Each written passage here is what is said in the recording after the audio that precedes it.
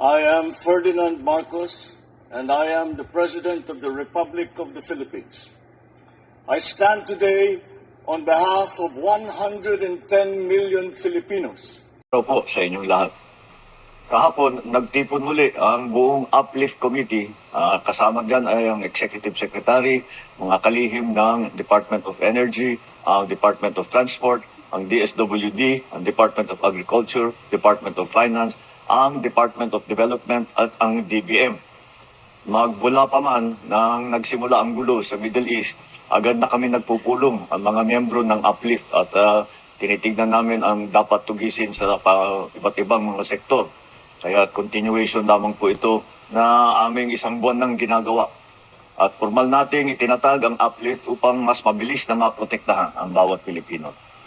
Simulan po natin sa pagkain. Kapag tumaas kasi ang presyo ng langis, sumusunod ang presyo ng pagkain. Yun ang ayaw namin mangyari. Nagrekomenda ng National Price Coordinating Council na price cap na 50 pesos bawat kilo sa imported na well-milled rice. At ilalabas natin ang executive order para maipatupad na ito sa lalong madaling panahon. Pinalalawak din ang 20 peso rice program. May 627 na ng center sa buong bansa. Ito ay naging mas malawak dahil dati ang aming pinoprovide sa 20 pesos rice ay 600 tons. Ay ngayon umakyat na sa 2,000 tons dahil tumaas ang demand. Meron ding dadating na tulong galing sa Presidential Assistance to Farmers, Fisherfolk and Families. Mahigit 4 na milyong benepisyaryo ang makakatanggap ng 2,325 pesos bawat isa sa Abril. Mayroon ding fuel subsidy para sa mahigit na 40,000 na magsasaka. Ang ating naman mga mangingisda makakatanggap na ng halos 100,000 na fuel card at fuel voucher. Wow. Sa ngayon, ang presyo ng basic necessities at prime commodities ay nananatiling nasa suggested retail price levels. Kasama na dito ang bigas. Ito po ang mga primary commodities, 205 na commodities na kinokontrol po natin ang presyo. Patuloy tayong nakikipag-usap sa manufacturer at retailer na hindi sila magtaas muna ng presyo hanggang sa susunod na buwan. Sa ilalim din ng EO 110, binigyan natin ang DOE, PNOC at PNOCEC ang kapangyarihan kumilos ng mas mabilis sa pagbili ng langis. At ginawa naman nila ito. Nag-order na ang PNOCEC ng 1.04 bilyong bariles ng diesel. Meron ding 142,000 na bariles na i-deliver ngayong linggo. Ang natitira ay darating sa buwan ng Abril. Nai-release na ng DBM ang 20 bilyong piso para sa procurement ng hanggang 2 milyong bariles ng karagdagang langis. 10 araw ito na dagdag sa ating buffer stock. Sa ngayon, may 51 days tayo na supply dito sa bansa. Noong March 25, ninagdaan ko ang Republic Act No. 12316. Itong batas na ito ay nagbibigay sa akin ng kapangyarihang suspindihin ang excise tax sa langis kapag kinakailangan. Magtatagpo ang DBCC ngayong linggo para ibigay ang kanilang pag-aaral dito sa bagay na ito sa excise tax. Sa visa ng EO 110, may kakayahan na ang Department of Energy na magrekomenda ng aksyon sa ERC tungkol sa operasyon ng tinatawag na Wholesale Electricity Spot Market o WESM upang mabantayan ang presyo ng kuryente at maiwasan ang biglaang pagtaas nito. Simula March 26, pansamantalang sinuspindinan ng ERC ang WESM. Ibig sabihin, ipatutupad na ang optimal dispatch ng mas murang energy source tulad ng renewable. Magkakaroon din ng kontrol ang gobyerno sa presyuhan sa WESM.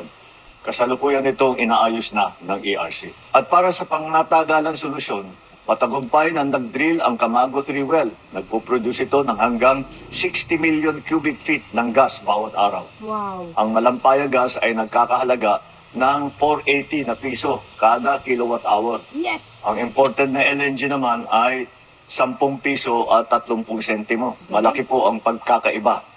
At ito ay sarili nating yaman. Para sa mga mananakay, 50% discount na sa LRT2 at MRT3 para sa lahat. Mahigit 12 milyong karagdagang pasahero ang makikinabang dito. Patuloy din ang libreng sakay sa Metro Manila, sa Metro Cebu at sa Metro Davao. May temporary toll discount para sa mga jeepney, sa bus, at sa freight food transport sa NLEX, SLEX at STAR. Simula April 15, piso na lang ang RoRo terminal fee para sa mga sasakyang may dala ng agricultural products. Wow. 2.5 billion piso ang inilaan naman para sa fuel subsidy ng mahigit na 1.4 milyong driver beneficiary at unit. Nakatanggap na ng fuel subsidy ang 155 na driver at 55,252 na unit. Ito ay nagkakahalaga ng 300 milyong piso. Mahigit 256,000 na transport workers sa Metro Manila ang nakatanggap na ng 5,000 na cash assistance. May 1.28 billion pa na ibibigay.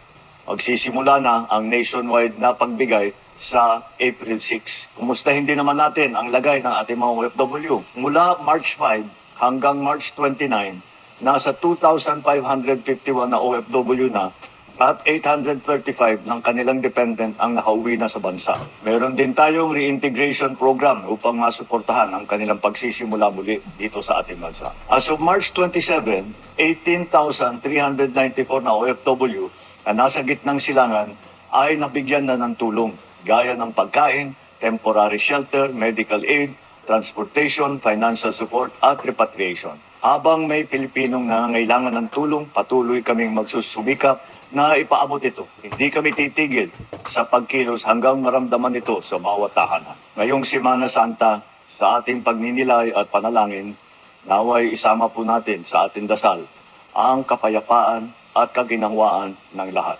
Bilang Pilipino, ipakita natin ang likas na pakikipagkapwa natin. Maging mapag-unawa, maging mapagbigay, maging mapagmahal na Pilipino. Maraming salamat po. Rinig nyo yun, guys? Sinong nakapagsabi na walang nagawa ang Pangulo? Mga anti-Marcos lang, ang galing nila, no?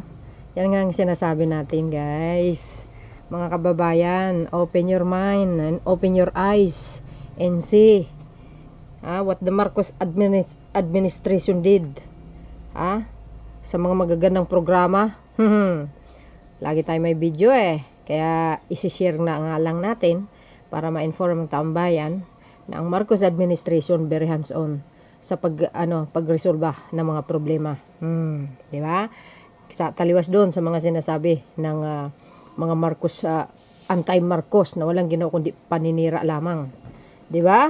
Hindi nila, alam niyo mga kababayan, kahit kayo siguro nakikita nyo, kahit nakikita nila, nalalaman nila galing sa mga balita, mainstream media, mga social medias, katulad dito, mga political content creator, nalalaman nila, at nakikita ang magandang gawa ng Marcos administration, patay mali pa rin, deadma.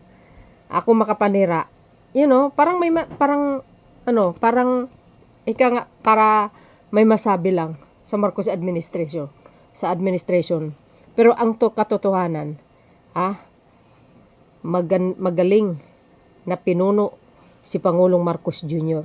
Kayo, witness na tayo dito, bawat na nagagawa niya. Itong mga problema ng Pilipinas sa ngayon, lalo na sa war, sa langis, tumaas. Tingnan nyo, guys. Witness kayo sa mga napapanood nyo dito sa channel ko. 'Di ba? Ganun si PBBM. Mahirap pantayan yung kanyang label sa pamumuno. Kasi obvious naman, mga kababayan, nakikinabang din naman tayo. Aminin man ng mga anti-Marcos man o hindi.